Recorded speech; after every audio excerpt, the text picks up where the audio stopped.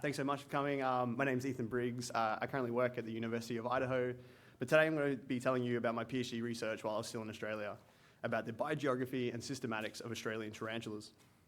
So as tradition in Australia, I'd like to acknowledge and sincerely thank the traditional owners of the lands which I've done fieldwork across the amazing country which is Australia. So we're just going to dive straight into it, so sorry to any arachnophobes in the audience. So if you're not familiar, tarantulas are most well known for being these really large, really hairy spiders. And when they're provoked, they give this quite intimidating stance. And this is to be fair because they can actually bite through fingernail in some cases, in one recorded example. But I'm here to tell you the tarantulas are not all bad. You can see by my pure delight holding my very first tarantula when I moved to America. And with species like the Brazilian jewel tarantula, how can you not love these guys? Now, hopefully I can make the argument that tarantulas are an evolutionary biologist's dream. They're incredibly diverse with over 1,100 described species, and they have a variety of ecological and interesting behaviors. And they're also quite taxonomically challenging. There's many examples of highly conserved morphology amongst closely related species, and many cases of convergent morphology, particularly in arboreal species. And on top of that, they're quite widely distributed, which makes them really interesting biogeographically. So as you can see by the map, they're basically on every single continent in the world, with the exception of Antarctica. And to the surprise of some people, you can even find them in the fringes of the Mediterranean. Now, despite being really widespread, tarantulas are generally considered to have this low propensity for dispersal, which is due to having these stationary females, which are thought to reside in a burrow for pretty much their entire lives. And then we have this low dispersing offspring, which are only known to disperse via walking and not mediated by any aerial assisted dispersal, as seen in other spiders. Now, given that tarantulas are pretty much global, there has just been recent global interest in their evolution. So we've seen this incredible progression of phylogenies by either incorporating additional taxon sampling, or we're sort of moving towards more sophisticated and greater amounts of data. And of course, anytime we look at a group, we often tend to have these taxonomic consequences. So specifically for tarantulas, several new subfamilies are almost having to be erected due to non-monophyletic groups. And of those studies that are interested in biogeography, tarantulas are generally considered to have a crown age that is consistent with a Gondwanan origin, about 120 million years. However, there's this major missing piece in all these phylogenies, which is the Australian fauna, which haven't been sampled or included in any of those ones that I previously showed you. And these researchers can't really be blamed because there's really limited published knowledge on Australian tarantulas. To give an example, there's only 2 ecological studies, and they're both on this arid-adapted species, Selenocosimia sterlingi. And I can say from my earlier PhD research that they are more diverse than the current taxonomy suggests. So while there's only 6 named species, we think there's at least 20. And given that they weren't included in these phylogenies, their higher taxonomic placement has not yet been tested either. However, if it is consistent with their morphology, we expect them to be within the Selenocosimini subfamily. And this family is characterized by the presence of a stridulatory organ known as a lyra, which allows them to produce an audible hiss, which is a pretty cool feature of these spiders. And the map on the right there is the distribution of that subfamily, so mostly Southeast Asia as well as Northern and Central Australia. So given that the Australian tarantulas are thought to be closely related to the Southeast Asian species, researchers have thought that they may be dispersed into Australia much more recently, coming through Southeast Asia in the last 30 million years or so. Alternatively, given that tarantulas typically have a relatively poor dispersal ability, other researchers suggest that it's much more likely that they're Gondwanan, so it sort of opens the door for this research project. So here is where I'd like to pivot and sort of split my talk up into 3 of the key results, or the 3 tests I did, which is testing the taxonomic placement, testing their biogeographic origins, and as a bit of a cliffhanger, I decided to leave this really cool but unexpected finding that we had. So diving straight in, first hypothesis, are the Australian tarantulas accurately placed in their higher taxonomy? And with that, you got to do good old-fashioned sampling. So for most of my PhD, I spent my time all over Australia with a combination of fieldwork and visiting museums, trying to maximize geographic coverage. So on the map here, we have 2 different colored circles. The gray circles are museum records, and the yellow circles are individuals I was able to at least sequence the 16S mitochondrial marker for. And we have a pretty good representation covering pretty much the entire distribution across Australia. And in total, we ended up with 369 tarantulas. And in case anyone was wondering, this is what it's like trying to collect tarantulas in outback Australia. And when you're 85 centimeters down in a tarantula burrow, you start to reevaluate your life decisions. So once that was all said and done, we got those mitochondrial 16S markers, and I produced this preliminary maximum likelihood cladogram. However, there's very little phylogenetic signal when we use this marker. So the black nodes on this phylogeny, which hopefully you can see, the screen's a little bit small, but they're the supported relationships, and the majority of the backbone and relationships amongst species and clades in the Australian fauna are largely unresolved. So to get at that and do their taxonomic placement, I selected 20 species to do transcriptome sequencing that span the phylogenetic diversity of the Australian fauna to be incorporated with the publicly available data from previous studies. I just chucked up the bioinformatic pipeline here in case anyone is interested in seeing it. But something I wanted to point out was after we generated the transcriptomes, I really wanted to pull the ultra-conserved elements out of them following using Phylucci and testing the amount of missing data and how that might affect our recovered topologies, our recovered phylogenies. So I created multiple data occupancy matrices, 50 to 90%, and I ran them through IQ-Tree and Astral and reported the gene concordance factors. And this is the phylogeny here. So are the Australian tarantulas accurately placed? And the coloured boxes on this phylogeny represent the different subfamily classifications. And we're really happy to say that we can confirm for the first time the Australian fauna are indeed in the Solanacos minor. And you can see that they're deeply nested inside of what are an Indian, an Indonesian, and a Singaporean species. And data occupancy only affects the recovered topology a little bit. So it's only in the 90% occupancy matrix do we recover an alternative topology. However, this topology was not supported, so we don't think it's much of an issue, so we think we're okay here. So now that we've got our phylogeny, we can look into do molecular dating and test if the Australian tarantulas were present in Gondwana.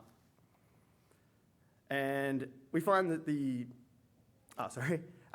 do that, we use BEAST, and a key calibration point we used was the crown of the Australian crown of tarantulas, and we set the minimum bounds to the oldest known tarantula fossil, which is 100 million years, and we set the oldest known megalomorph fossil as the upper bounds, which is the broader group that tarantulas belong to.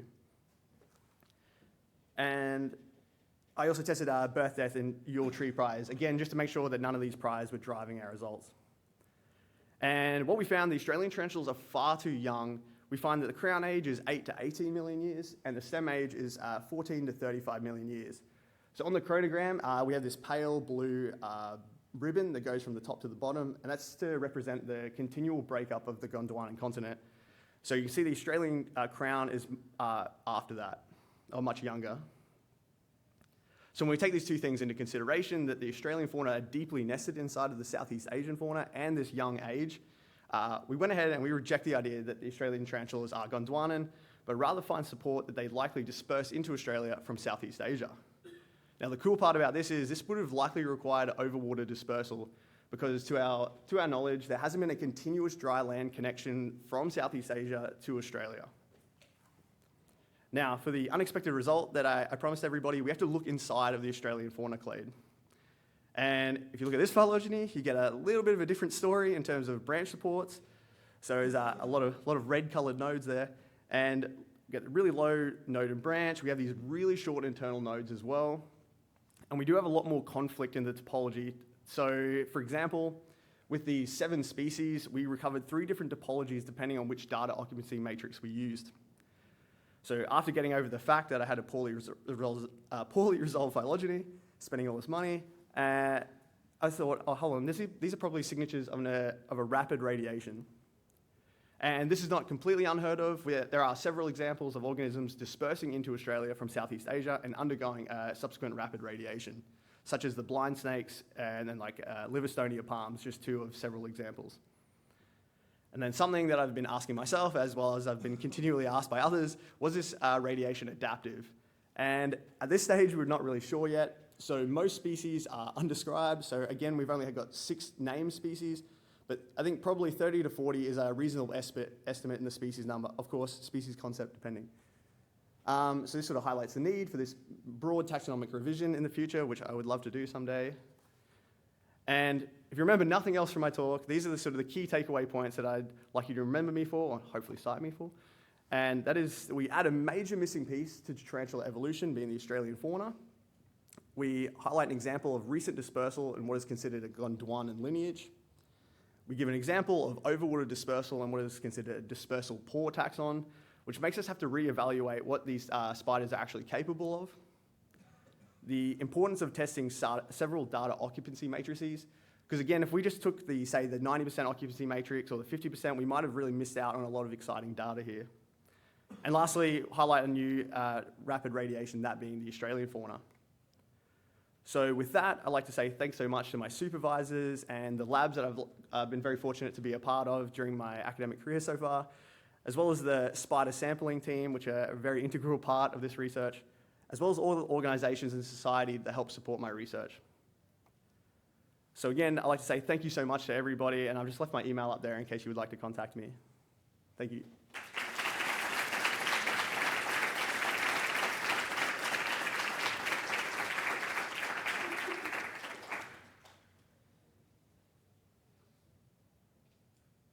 Okay, got a couple. Let's go in the middle first. Very interesting. Thank you.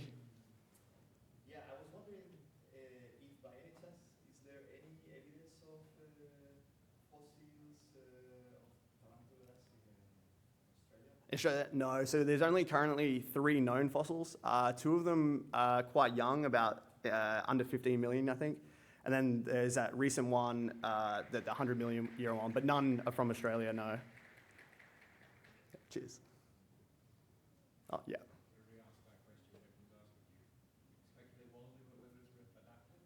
Beg your pardon, sir? Ooh, so there is some species that do some really cool stuff. We know of this lithophilic adapted species. We know of a species that can only be found living in a floodplain, potentially one arboreal species. But for the most part, they all look pretty much the same. They're all just like brown. But yeah, there's a little bit of morphological variation that I notice because I just stare at them constantly. But yeah, at this stage, not really sure. Yeah. Do some of these logically, the similar ones co-occur? Or are they just all like not overlapping distributions? So recently we kind of find that in almost any given region in Australia, you can find sort of 2 or 3 of these different clades that, but for the most part, they're mostly ecologically the same. So that they're either obligate burrowers, maybe there's a little bit of soil dependency where they live, and then we have a few examples of more opportunistic species which tend to be much more widespread, like living under rocks, living under logs, as opposed to needing to do that deep burrowing.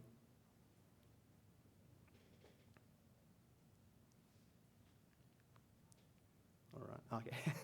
It's a very simple question, That's but I just want to follow up from the questions about adaptive variation. And do you know, and probably not, I work on also non-model things that we don't know a lot about the biotechnology, but I'm just curious, do you know anything about phenology, like the timing of different events or reproductive events that may slightly vary between?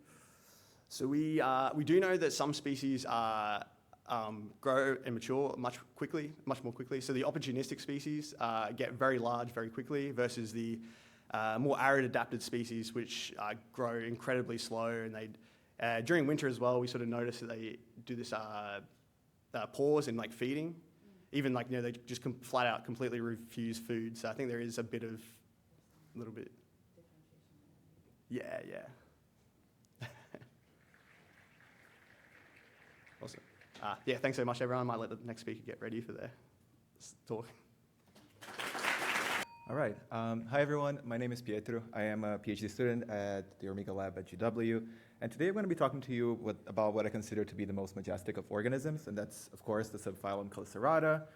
They include some familiar organisms like spiders, ticks, mites, scorpions, some lesser knowns like the sea spiders, the sea scorpions, horseshoe crabs, as well as more diverse organisms. As their name gives, they are unified by the fact that they all have chelicera. And you can think of those as grasping appendages, like akin to like a lobster claw maybe, or your opposable thumbs, exception being in spiders, where it is highly adapted into their fangs. And they serve a different plethora of functions. They can be aiding in behaviors like feeding, mating, or fending off predators. But today we're going to be focusing on the specific group called Opiliones. And in case you're familiar with them, they might heard them as opilionids, harvestmen, harvesters, or daddy longlegs. So I want you to take a second and think about the first steady long leg that comes into your mind. And please raise your hand if it looked anything like this. Okay. I have some more acknowledgers here then, maybe. But in fact, we do have a lot of morphological diversity within Opiliones, all the way from Phylogenomics, which is on your left, which are the mite harvesters that are smaller, robust, shorter legs, all the way to Elpenoi, which is here on your right. And those are the actually long-legged harvesters, and what we're going to be talking a little bit about today. As Opiliones and chelicerates, they all have their chelicera. They have that our proximal segment, which attaches to their interior portion of their body, as well as the distal segment that has their pincers. Again, they use those chelicera for feeding. It really helps them to manipulate their food and bring it to their mouth parts, which is in their ventral part of their body. But it can also be used for display, fighting, and aiding reproduction as well. And as for all organisms, some are cooler than others, and that is definitely the case for Pentopsalis falcator here.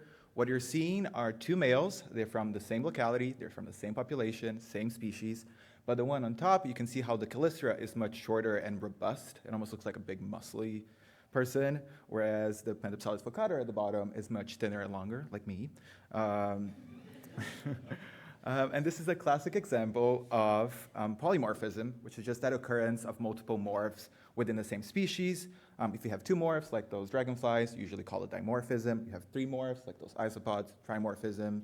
And when we see that exclusively males, you guess it, it's just male polymorphism, which is different from the sexual dimorphism where males and females look different, like peacocks, lions, or this Bonellia viridis over here. And that led us to kind of think about those organisms through three different lenses. We're going to talk a little bit about their evolutionary history using molecules, as well as using their external morphology to get a sense of what morphs are present, and their internal morphology to look at the force modeling for the cheliceral muscles. But that first part can better be summarized as what species of Neopilionidae are polymorphic. And if you're asking what the hell are Neopilionidae, you're in luck. They are a fairly diverse group of Opiliones. There are 21 genera, 71 species. They are characterized by this kind of circumantarctic distribution, inhabiting those landmasses of Gondwanan origin, like South America, Southern Africa, Australia, New Zealand, and most recently a genus from New Caledonia. They're also characterized by having extreme sexual dimorphism, so males tend to look very different from their females. It's very hard to distinguish between females of the same genus, as well as the presence of that enlarged male chelicera, which I just showed to you with Pentopsalis falcator. And despite having this stark morphological feature, we have very limited and discordant phylogenetic work. We have two morphological phylogenies from the early 2010s, and then one molecular phylogeny using 3 Sanger loci from 2021, which is kind of why the first step was to reconstruct their evolutionary history, and we did that using ultra-conserved elements, or UCEs, that allowed for a great increase in molecular data. We are targeting over 1,000 loci using the Arachnida and the Opiliones probe set. And for this specific tree, we're able to get over 350,000 base pairs for 440 different loci, which is much more than those 3 original from the previous molecular phylogeny. That had about 95 taxa, 11 different genera, but we have many more coming. We have a plate currently on the way from some loans, especially from South Africa and Australia, which are some of our sampling gaps. But although I'm very proud of this tree, we're going to be focusing on this bottom portion here, and that's Fosteropsalis and Pentopsalis. Pentopsalis is in dark blue, and it's monophyletic, but you can see how it's nested within Fosteropsalis, which renders it non-monophyletic. And those are the second and third most diverse genera within Neopilionidae. They have 12 and 10 species respectively, both of which are endemic to New Zealand and its outlying islands with varying degrees of geographic spread. Some are found on the North Island, some are found on the South Island, some are found on both, and some are limited to those outlying islands surrounding New Zealand. Yet, they do have that widespread occurrence of male cheliceral polymorphism, as you can see some examples highlighted here for the different species. But polymorphism is not uncommon on Opiliones. It has been observed in 3 out of those 4 suborders, and most recently I had the pleasure of working with Dr. Sarah Boyer on the first description of male polymorphism in Phylogenomics, which you see here at the bottom. But a review study on Opiliones found that this trait has been gained and lost independently multiple times. Polymorphism is likely maintained by complex systems with high evolutionary flexibility and plasticity, but they did find that it was correlated with sexual dimorphism, in which it has never occurred in species that were also sexually monomorphic. And when they did an ancestral state reconstruction between 2 different polymorphisms related to their legs, they found that they were unlinked to one another and had evolutionary histories that weren't mirroring one another. So you could have one polymorphism, not the other. You can have both, or you can have neither. So we did the same thing for Neopilionidae using that UCE tree, but this time coding for monomorphic or polymorphic males based on the chelicera. We used fresh specimens we had in lab, existing literature, as well as a lot of iNaturalist entries. So if you're active on there, thank you very much for your work. And you can see here how we have 3 independent gains. The first one in Megalopsalis, then Fosteropsalis and Pentopsalis, each one with their own independent gain, but a single reversal highlighted by that red arrow, and that happens in Fosteropsalis bona, which is a species where this enlarged chelicera with those bold fingers is the only male morph. And then the natural following question is, like, what are the different morphs that we preserve in those 2 genera? And luckily, there are already 2 formal descriptions of male chelicera polymorphism in the Fosteropsalis puriora and Pentopsalis calliferoides, both of which have instances of male trimorphism, so those 3 different morphs. We have 2 majors, so the alpha, which is the really robust and enlarged wide chelicera. We have the betas, which are the really elongated chelicera, and we have the gammas, which are the minors, and they have reduced chelicera that looks more like a female. We don't have a lot of behavior observations for those organisms, but what we do see is that males are using those cheliceras for pinning one another down in male-to-male combat, and I have a video of that. If you're interested, you can just ask me about it. But in order to quantify that, we sampled 128 different specimens from 6 species of Pentopsalis, 7 of Fosteropsalis. That was after we had already excluded 4 monomorphic species, taking measurements of their carapace width, which is the standard proxy for body size in Opiliones, as well as their chelicera length and width to capture some of that variation. And we just took averages of those and compared those measurements with ANOVA to reveal some pretty exciting stuff. The first being that the mean chelicera width differs across the different morphs. So alphas are by far the largest and the widest, which makes sense because they're the enlarged ones. Beta follow second, and gamma, which are the reduced ones, are the narrowest of the cheliceras. Length is a different story. So the only difference we see is between the beta, so those really elongated chelicera, and the other 2 morphs.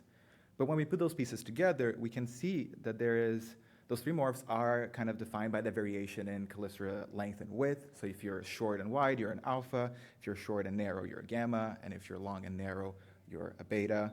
And the fact that we don't see that long, wide morph suggests there's a high cost to maintaining those traits, to the point that it's unsustainable for a single organism to take both of those modifications at once. But we do know what different morphs are, so how are they different from one another besides just being longer or shorter? And in order to answer that, we carried out some micro-CT scans of 3 Fosteropsalis puriora males, 1 for each of the morphs. That was done in collaboration with Hannah Wood and Tom Yen at the Smithsonian. And what this allows us to do is create this 3D model of an organism in which we can dissect all its individual parts without actually having to damage the specimen. And for this specific purpose, we actually were looking at their cheliceral muscles. What we found is that all the morphs have the same muscle shape. They were all pinnate, so the muscle fibers are attached at an angle to that central tendon. And this type of shape is really useful for maximizing the muscle's force potential.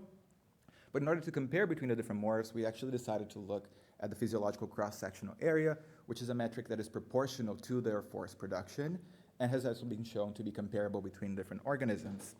But in order to do that, I had to actually segment out each one of those muscle fibers, which takes a lot of time, but it does look pretty cool when you animate it, so that's good. And we use an equation that takes into account the muscle volume, which is estimated by that digital dissection, as well as the length of those muscle fibers and the angles that they are attached. And when we quantified the differences for each one of the morphs, we found that alphas were in fact the most forceful. They had the highest PCSA, followed by beta and gamma. But in order to give them a fair shot at comparing one another, we had to actually do some size corrections because the morphs are of different sizes. And we do that by dividing by their squared carapace width, standard body size once again. But even then, those results still hold. Alphas are in fact the ones that are able to produce the most force out of the 3 ones, and gammas the least, which we can't help but hypothesize that maybe alphas are optimal for that male-to-male combat when they're grasping onto one another and trying to pin them down, whereas betas can do some of the behavior but might get better success by showing that long chelicera as a display for females. And gammas might take advantage of alternative reproductive tactics and maybe sneak around or mimic females in order to guarantee that mating success. But this is just the beginning of a very, very long project. We're still updating our UC phylogeny, which will allow us to incorporate some more phylogenetic comparative methods to take those relationships into account in our analysis, as well as doing species-based size correction. Species delimitation is very murky in the first reptiles, which is why I haven't done yet, but it will soon. We're also going to look into their statistics for morph delimitation, so we can look at natural breaks in the data to see if that polymorphism is more continuous or if they're discrete breaks that should justify this trimorphism. We also have some new species that we are doing micro-CTs for, as well as going to incorporate some females, hopefully, Hannah. And this will allow us to also look at different muscle groups. So we're going to look at their more proximal muscle, as well as their closer or their opener muscles, to get a better sense of how those muscles are operating as a whole. This is a small subsect of it. This is Pentopsalis on the left, which I have shown you, and Rhampsinitus, which I haven't shown you yet. And the reason for that is because they are part of two different families. And once again, I really want to reiterate this idea that we're just starting to scratch the surface of what it is, the morphological diversity of a Pleionis and what's causing it, because we see so many unique, beautiful, diverse forms. And then I really hope that the next time that someone asks you to think of a daddy long leg, instead of this, you can think of something more like this. You know? So I want to thank all the people who made this work process. It does take a village. We do exist in the context of all that came before us, and I'm very grateful for all the people, and I am happy to take in any questions.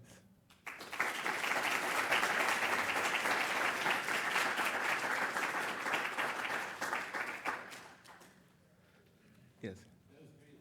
Thank you. Do you have any idea about the relative frequencies of the different morphs? You don't see one existing higher, like more frequent than the other. One thing that I had to not mention about this talk is that there's actually a correlation with juvenile autotomy. So by losing legs, Pleionis are more likely to be spooky of the minor morph than if they don't lose their legs. So we think there's something that is actually being determined maybe on their diet or throughout their ontogeny that is actually determining those morphs, which won't give you that exact breakdown. So yes.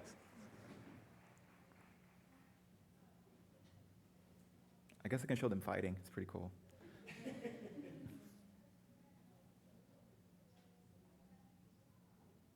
It's like stirring spaghetti. Oh, yes. So have you seen the alpha and the beta fight each other? I don't have them living. They are in New Zealand. I'm in the US based. So all mine are in little jars. But we do have like 5 observations of male-to-male combat. So if anyone's in New Zealand and you want to look at them fight, please let me know, because I would love to join you. But yeah, we're limited by how much data we have actually about their behaviors. Yes?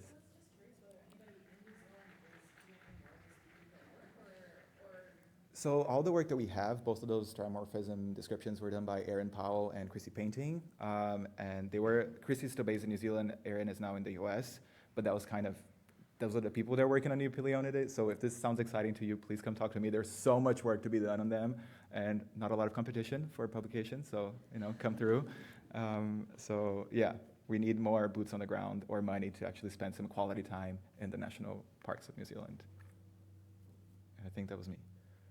Okay, thank you.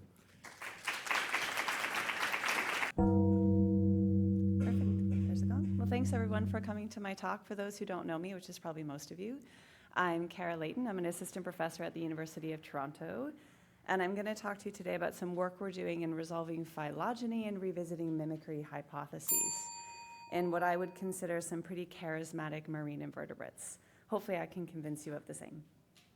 So if any of you have been in the marine evolution talks the last day, I guess it was all of yesterday, I think it's really helped us to appreciate the fact that our oceans are teeming with life. And I think comparably, we know very little about this life when we think about terrestrial and freshwater ecosystems. I wish I could say I worked on all of these incredible marine invertebrates. That's not the case.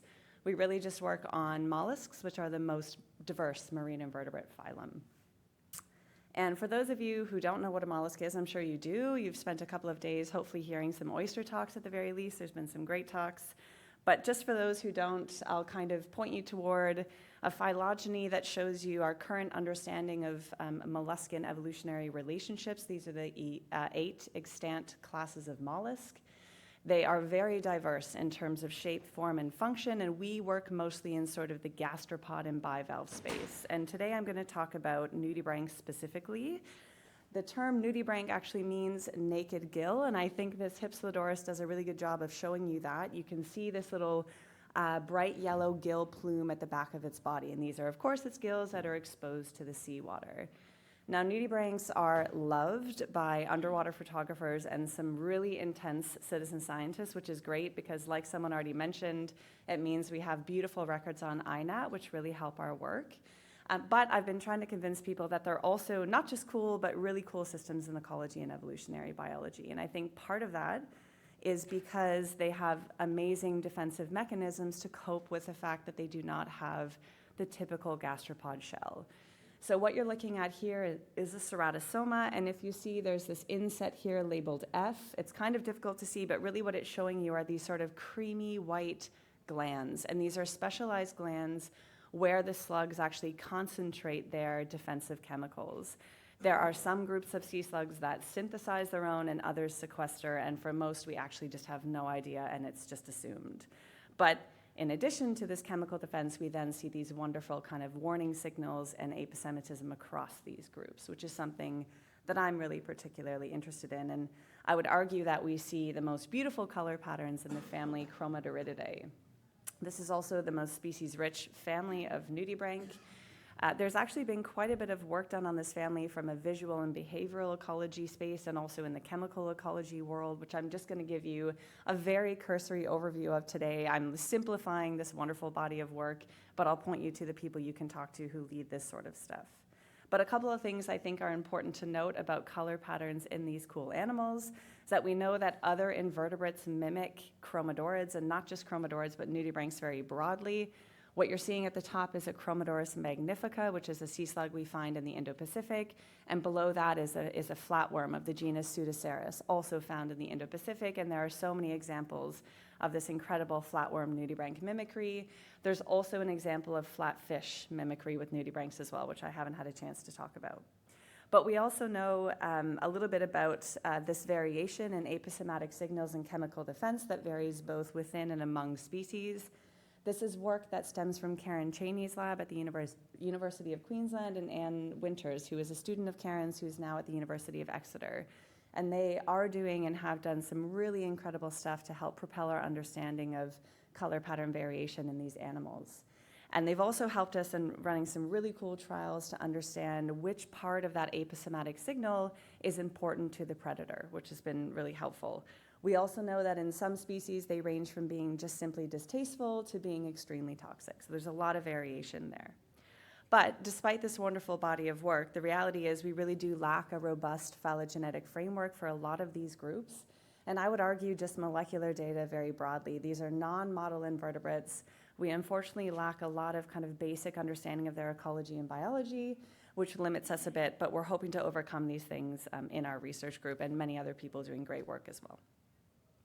One example of this is that the existing phylogenies we do have are largely built on sort of 2 or 3 or maybe 4 genes, and parts of these phylogenies are largely unresolved. So this really limits our ability to make interesting inferences and to ask interesting evolutionary questions, and I think we've heard this a lot in the last couple days that these phylogenetic frameworks are central to almost everything we're doing in ecology and evolutionary biology.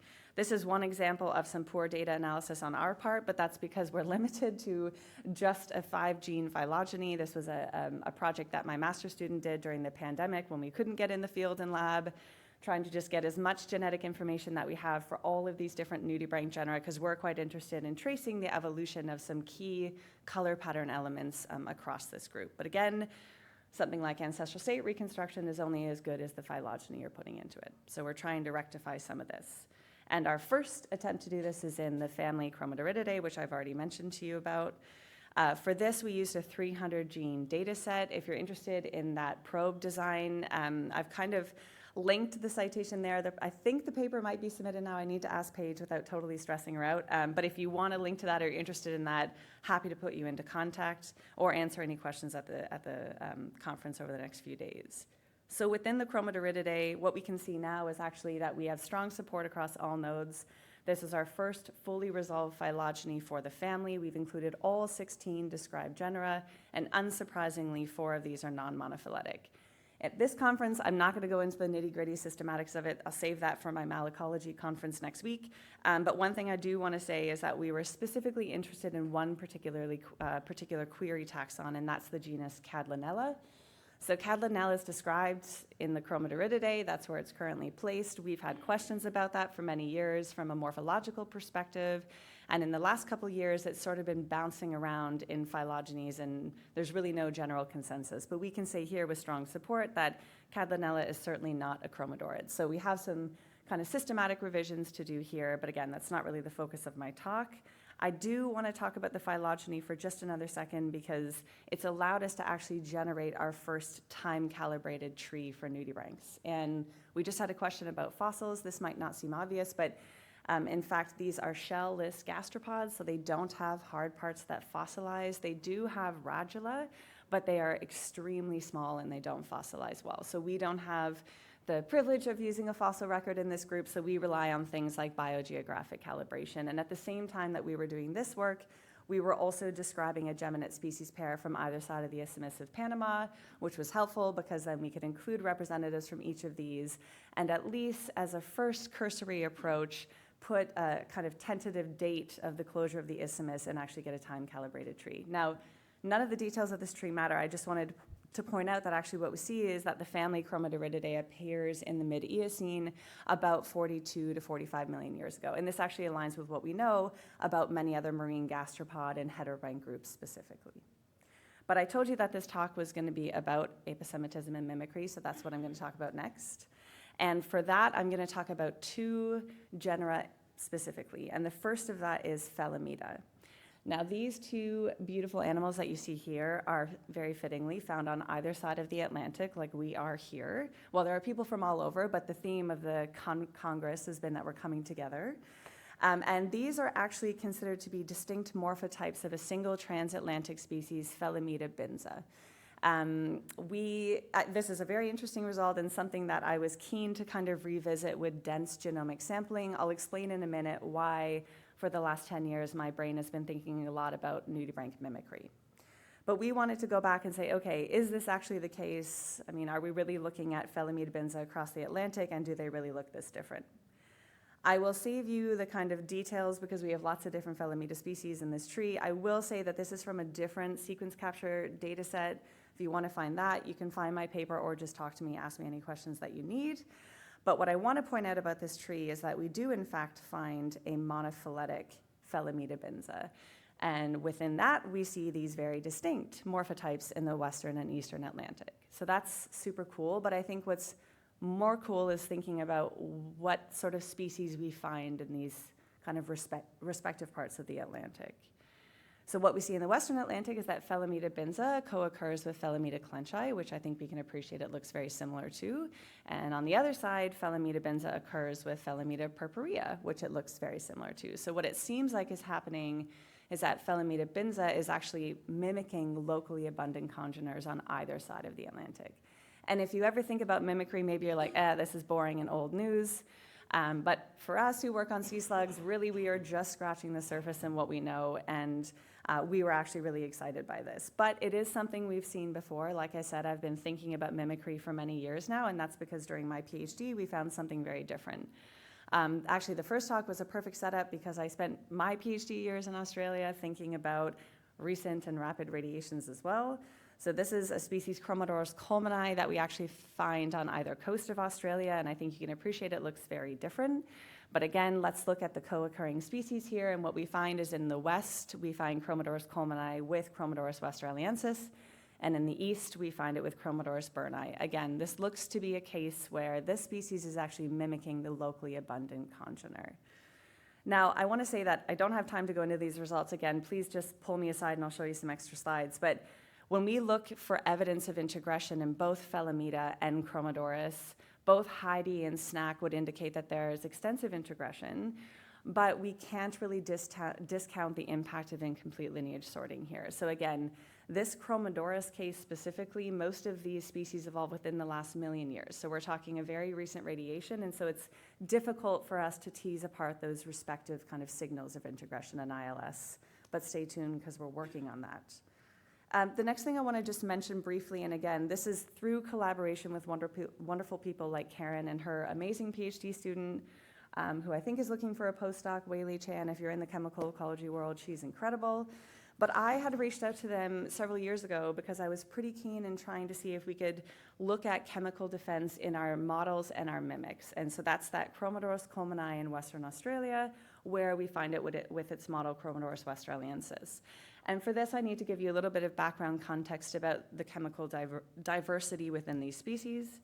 What we see in the mantle rim, so what you're looking at is just a bit of that orange mantle rim, and inside are those creamy white specialized glands where they store chemicals. And this particular genus is quite interesting. It stores something called latrunculin.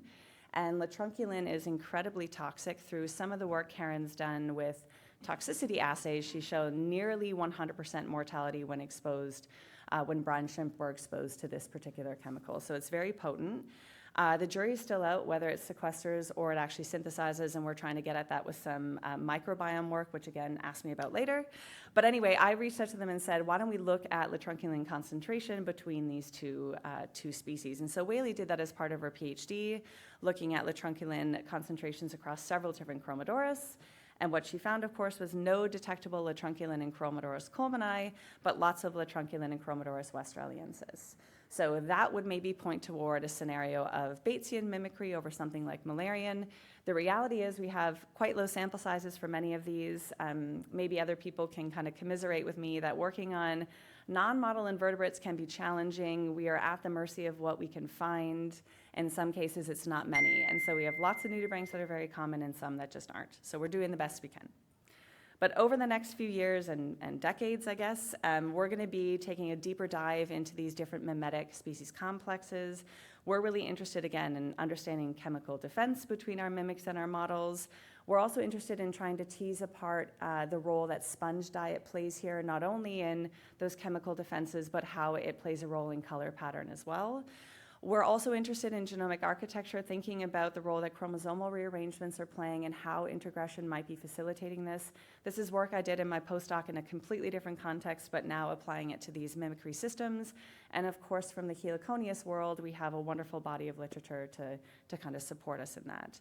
And then last but not least, we've started gathering some RNA-seq data to try to see if we can't identify the genes that are actually producing these colors. And again, we have a good body of work from the shelled gastropod world with which to kind of pull from. So at the end of the day, we're just interested in if we can identify the mechanisms that really underpin aposematism and mimicry. That's everything I have today. Sounds like I'm on time, judging by the applause over there. I do want to thank my co-authors and my collaborators. I want to point out that our lab, I've just moved from the UK to Canada, and our lab is very much actively recruiting this fall to the University of Toronto. So if you're interested, please find me. My PhD student is here too. You can ask her all of the good and bad about being in my lab, hopefully mostly good. And actually with that, I want to spend one last second to plug her talk, actually, because we don't just work in these wonderful fundamental blue sky systems. We also work in applied molluscan systems. We do a lot of work in freshwater mussels and thinking about local adaptation and climate change response. And for that, I will say, come check out Victoria's talk tomorrow morning at 9:30 about the adaptive landscape of the highly endangered freshwater pearl mussel. Thank you.